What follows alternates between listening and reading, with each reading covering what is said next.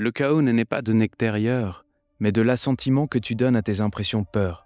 La panique est une permission que tu octroies à tes émotions de te gouverner, une trahison de ta propre souveraineté intérieure. Tu as en toi le pouvoir d'intercepter cette impulsion primale, de désactiver la réaction de ton amygdale avant qu'elle ne prenne le contrôle.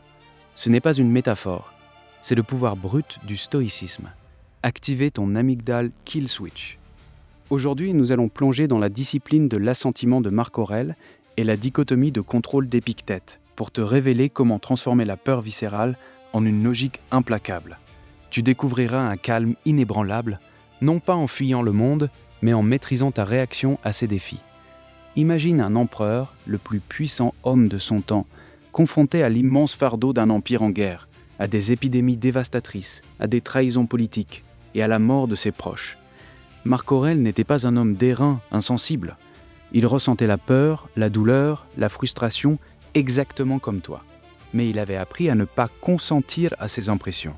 Ses méditations sont un témoignage direct de cette lutte intérieure, de cette forge de l'âme où il affinait sa capacité à juger ses pensées.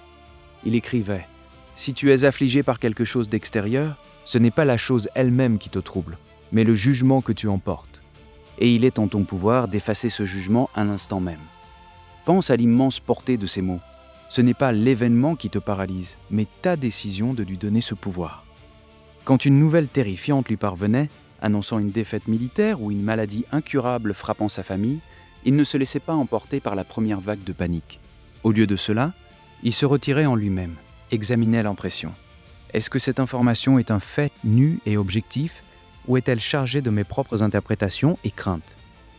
Il distinguait le fait brut, il y a une bataille, de son jugement personnel. Cette bataille signifie la fin du monde. C'est cette distinction, cette discipline de l'assentiment qui lui permettait de réagir avec calme et discernement, non avec une impulsion aveugle. Dans notre monde moderne, inondé d'informations anxiogènes, de titres alarmistes et de la pression constante de l'opinion sociale, l'écho de Marc Aurèle est plus pertinent que jamais. Combien de fois te sens-tu submergé non pas par une menace réelle et immédiate, mais par le jugement que tu portes sur une situation future ou une opinion externe. C'est là que réside la véritable révolution. Avant de comprendre ce principe, tu étais peut-être comme la plupart des gens, un simple spectateur impuissant face à la montée de la peur. Une notification d'email inattendue, un article de presse sur une crise économique lointaine, ou même la simple pensée d'une conversation difficile, et ton cœur s'emballe, ta respiration s'accélère, ta gorge se serre. C'est l'amygdale qui prend les commandes, te plaçant en mode combat ou fuite, même si la menace est purement imaginaire ou hypothétique. Tu ressens cette vague d'anxiété qui te submerge, te faisant échafauder les pires scénarios, t'empêchant de te concentrer, de dormir, de vivre pleinement. Tu es prisonnier de tes propres réactions physiologiques. Tu t'es peut-être déjà demandé pourquoi tu ne peux pas simplement arrêter de t'inquiéter. Mais après avoir activé ton amygdale kill switch, la transformation est radicale. Quand une situation anxiogène se présente, tu ne réagis plus instinctivement. Au lieu de cela, tu imposes un instantané, un micro-arrêt. Tu te rappelles la sagesse d'Épictète, l'ancien esclave devenu philosophe, qui affirmait « Il y a des choses qui dépendent de nous et des choses qui ne dépendent pas de nous. » Ce qui ne dépend pas de toi, le trafic, la météo, l'opinion des autres, la survenue d'une maladie, la plupart des événements mondiaux. Ce qui dépend de toi, ton jugement, ton impulsion, ton désir, ton aversion, et en un mot, tout ce qui est ton affaire. Tu peux ressentir une peur fulgurante monter en toi à l'idée de parler en public, par exemple. Avant, tu te serais laissé paralyser par cette impression, te convainquant que tu allais échouer lamentablement, et cela se serait manifesté physiquement. Maintenant, tu appliques le kill switch. Tu distingues, la prise de parole est-elle en mon pouvoir ? Non, pas entièrement. Le public peut réagir comme il veut. Mais mon jugement sur cette prise de parole, ma préparation, mon courage à affronter l'impression, ça, oui, ça dépend de moi. Tu reprends le contrôle de la narration interne.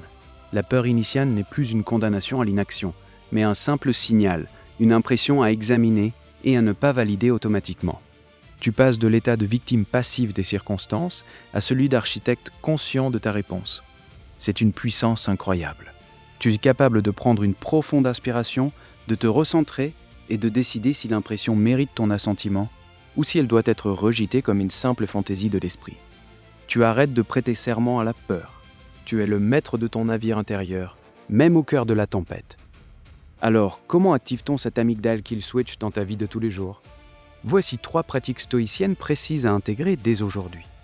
Premièrement, la discipline de l'assentiment à travers l'examen matinal.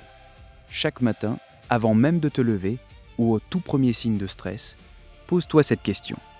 Quelle impression est-ce que j'expérimente en ce moment? Ne juge pas encore, observe. Est-ce l'impression d'une journée difficile à venir? D'une tâche insurmontable? D'une incertitude financière? Ensuite, applique immédiatement la dichotomie de contrôle d'Épictète. Demande-toi, tiers, est-ce que cette impression représente quelque chose qui dépend entièrement de moi? Si la réponse est non, si l'impression concerne un événement extérieur, une action d'autrui ou une fatalité, alors décline de lui donner ton assentiment. C'est-à-dire, refuse de la valider comme une vérité absolue ou une menace réelle et immédiate. Laisse-la passer comme un nuage dans le ciel. Le résultat intérieur attendu est une clarification immédiate de ton champ d'action et une réduction instantanée de l'anxiété superflue. Deuxièmement, pratique la préméditation des mots premeditatio malorum, spécifiquement pour la peur. Avant une situation qui t'inquiète, un entretien d'embauche, une présentation, un voyage, assieds-toi dans un endroit calme. Visualise calmement le pire scénario possible, non pas pour te faire peur, mais pour te préparer. Vois-le dans ses détails les plus froids et objectifs. Si l'entretien se passe mal, qu'arriverait-il? Tu ne serais pas embauché? Est-ce la fin du monde? Non. Quelles seraient les étapes suivantes que tu pourrais prendre? Chercher d'autres opportunités?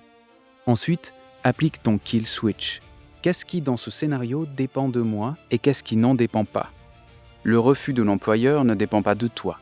Ta résilience, ta capacité à apprendre de l'expérience, ta recherche d'une nouvelle voie, cela dépend de toi. Cette pratique te désensibilise à la peur de l'inconnu, transformant l'angoisse en une préparation logique et proactive. L'effet est une tranquillité d'esprit surprenante, car tu auras déjà vécu le pire et y auras trouvé une réponse rationnelle. Troisièmement, instaure la pause stoïcienne. À chaque fois que tu sens une émotion intense, de la colère, de la frustration, de la tristesse et surtout de la peur, commencez à prendre le dessus. C'est un mini kill switch en temps réel. Au lieu de réagir immédiatement, arrête-toi. Ne dis rien, ne fais rien. Prends 1, 2 ou même 3 respirations profondes et lentes. Pendant ce court instant, répète silencieusement une phrase comme « Ceci est une impression, pas la réalité. Je ne lui donne pas mon assentiment. » Ou encore « Est-ce que cela dépend de moi ?» Ce bref délai te donne l'espace nécessaire pour passer de la réaction automatique à la réponse consciente. Le résultat est une capacité croissante à choisir ta réaction au lieu d'être emporté par elle, te faisant passer d'un état de réactivité impulsif à une présence calme et maîtrisée. Tu remarqueras une diminution significative de tes réactions excessives et une augmentation de ta capacité à agir délibérément. En intégrant ces pratiques, tu n'es plus la personne vulnérable, ballottée par chaque rumeur, chaque défi, chaque ombre brodée par ton esprit. Tu te transformes. Tu découvres en toi une forteresse inébranlable, un sanctuaire intérieur où aucune peur externe ne peut pénétrer sans ton consentement. Tu es désormais celui qui décide, l'architecte de ta paix, le capitaine de ton âme, armé d'un outil de maîtrise émotionnelle puissant et immédiat. Tu n'es plus un esclave des tsunamis émotionnels, mais un marin aguerri, capable de naviguer les tempêtes les plus féroces avec une sérénité nouvelle. C'est ta nouvelle identité, souverain de tes jugements. Active ce kill switch, applique ces principes, commande à tes peurs de s'incliner devant ta raison, fais de ton esprit une citadelle imprenable, vise avec la certitude que ton pouvoir de jugement est l'ultime liberté. Le voyage pour transformer ta vision du monde ne fait que commencer, et crois-moi, ce qui vient ensuite est encore plus fondamental pour la construction de ta forteresse intérieure